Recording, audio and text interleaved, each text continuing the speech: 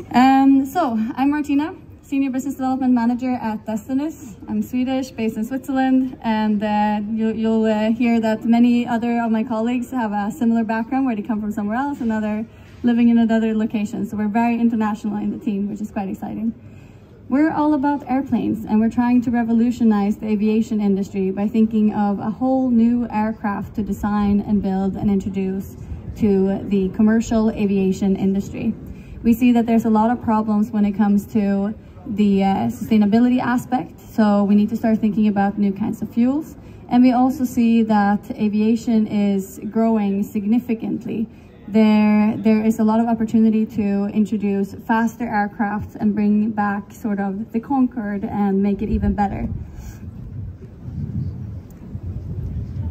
So the new airplane that we're thinking about is a hypersonic aircraft. So it can fly 5 times faster than the speed of sound and take you anywhere on Earth within 4 hours. So this is the aircraft that we're planning on building, and it's going to be flying at 30-40 kilometers altitude. So significantly higher than normal aircraft today, up in the stratosphere. And it can bring you all the way from Paris to Sydney in 4 hours. And the core to this is hydrogen. So we chose hydrogen for many different reasons. One of the core reasons is that it is abundant. 75% of all mass in the universe is hydrogen.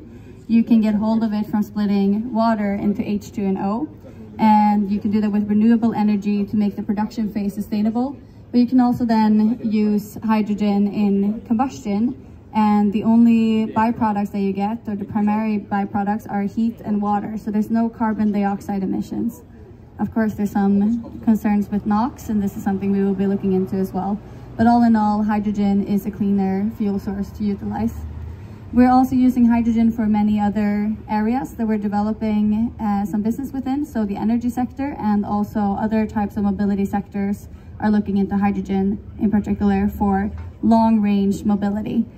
So this is one of the advantages with hydrogen as well. It has 3 times the energy density compared to jet A fuel. So it's extremely good to use when you want to go long ranges and for us to be able to go fast. The world is more connected today than ever before, and this is thanks to airplanes. And we really do believe that the next phase of the airplane is to increase the thrust and go even faster. There were 4 billion passengers in 2019, and about half of them flew internationally. And there's going to be an additional 4 billion by 2035. So this industry is growing rapidly, and more people want to live and work on different locations around the world.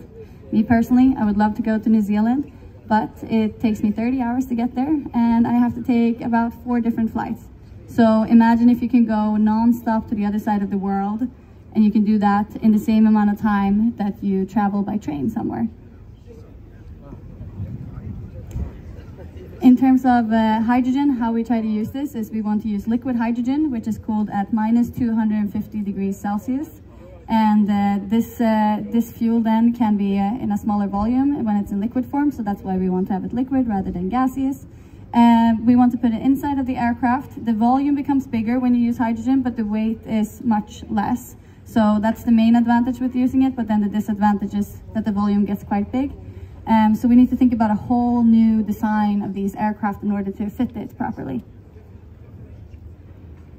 In terms of speed, we do see that there's been a lot of changes in other mobility sectors, such as the train industry. The speed has increased by a tenfold since the 1950s.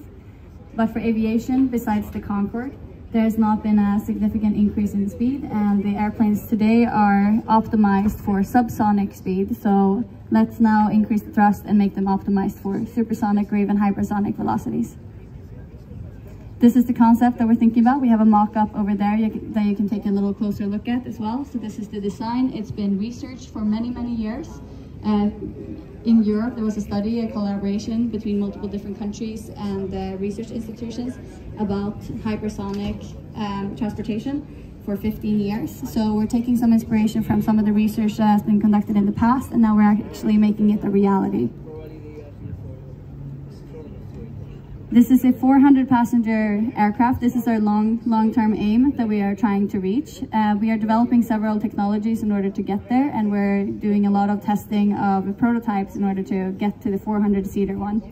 And In terms of the shape, we are looking at a wave rider shape. It's optimized for increasing the lift of the aircraft. So you see that it has this curvature underneath. This is so that you can kind of ride on the shock waves that are generated from the aircraft. And if you see the prototypes here, they have this shape, the wave rider shape. So we're trying it out now in real life, real flight, to see how it performs at subsonic velocities. In terms of the propulsion system, we are developing a full propulsion system that can get you up to hypersonic velocities. We use turbojets together with afterburners to get the supersonic. And then we are gonna develop ramjets in-house to be able to get all the way to hypersonic. The whole thing will be fueled in the future by hydrogen. But stepping approach is to fly partly by jet A fuel and partly by hydrogen. So you can see in the aircraft here, this one flew just a few weeks ago with hydrogen. And we have a jet engine, and then we have the afterburner. So the afterburner part is hydrogen, and then the jet engine is with kerosene still. So eventually we'll move over to fully hydrogen based. We are developing some patented technologies in-house as well. We have an active cooling system that we're currently testing. It uses liquid hydrogen to cool down the leading edges of the aircraft, and this is because when you fly at hypersonic velocities, you get up to something like 1000 degrees Celsius, so extremely hot temperatures. So we need some solution in order to cool it down. And you can take a look at them with some descriptions here on the side to get more information on how it works. We actually use the liquid hydrogen when it heats up for thrust as well.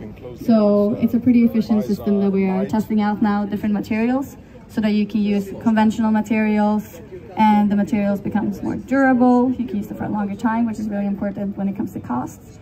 As well as the materials are cheaper to buy as well. So we're thinking about it on a cost perspective and durability perspective in order to make it possible to fly at hypersonic velocities. And this type of technology has been developed in the space industry before, similar to that. We're doing a little bit differently for when you have re-entry capsules. So this is an image of our first flight with hydrogen, which was this prototype over here. We designed, built, and tested it back in 2021 and flew it a few times 2021 and 2022, and then recently we did it with hydrogen, which was very exciting for us to have the first flight close to Munich. Our second prototype is the one that you see over here, Destinus 2. That is a 10-meter vehicle. So we built it in 2022. And it flew several times, not with hydrogen, but we were testing more out the shape of it, and then we put different sensors on it to get some data. The purpose for us to build these vehicles is so that we get a lot of experience step by step, and we get to put different things as payloads inside of it to test out the technology. So it's very important for us to have this test approach and not get stuck in analysis paralysis. This was also conducted at an airport close to Munich. It's flying at around 300 kilometers an hour. The speed was not the significant thing that we wanted to test, but we achieved pretty high speeds in any case. Next up is our Destinus 3 prototype, and you can see it here, a mock-up of it. This one is going to be flying at supersonic velocities next year with hydrogen. Liquid hydrogen is what we'll be putting into this one. And it's going to be the world's first, to our knowledge, to fly supersonic on hydrogen, which is really exciting. It's about 10 meters as well, but it's significantly heavier than the one that you see here. If you want the actual specifications, we have on the door on the side here, you can see all of these prototypes and the weight, the length, the amount of hydrogen that go into them, etc.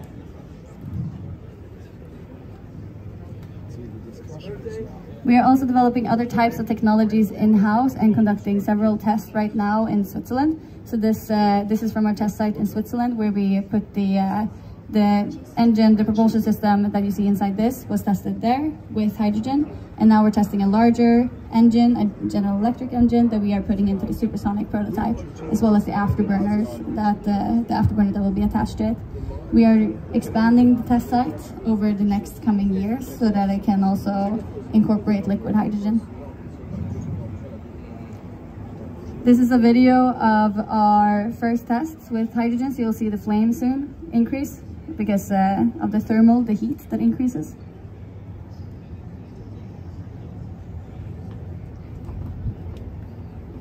And this is what the test site will look like within the next year.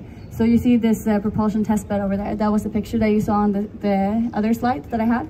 So we're going to be expanding this to make it even bigger, larger storage tanks, and be able to test even larger components as well as engines. So 2024 we'll have this ready. Our company is really moving at hypersonic speed, as you can probably tell. We were founded in Q2 2021, so we're only 2 years young, but we're really trying to move quickly and put things in the air. We raised about 50 million euros in private investment so far and about 12 million in public funding. We are also now generating revenue because we acquired a company not too long ago, a few months ago, that is developing these gas turbines. So they have been around for 12 years or so, and now we are selling these gas turbines on the market and are getting some revenues from this. We're expecting to have about 100 million euros in revenues by next year. This is the first aircraft that I would like to show you that we're going to be introducing to the market in the early 2030s. It's a 25-seater aircraft. It can fly about 10,000 kilometers. That's the range that we're looking at. So it could take you from Paris to New York in 1.5 hours. So this is the design that we're looking at, and the speed would be about Mach 5. And with that, if I can leave you with one message, is to think about the future. I challenge you all to think about the future and how you would like to live in this future, and then to try and go ahead and build it. Regardless of how complex it is, if you go one step towards that direction, it's already a win. Thank you very much. And with that, I want to say that can everyone from the Destinus team maybe raise their hands? We have a few people here.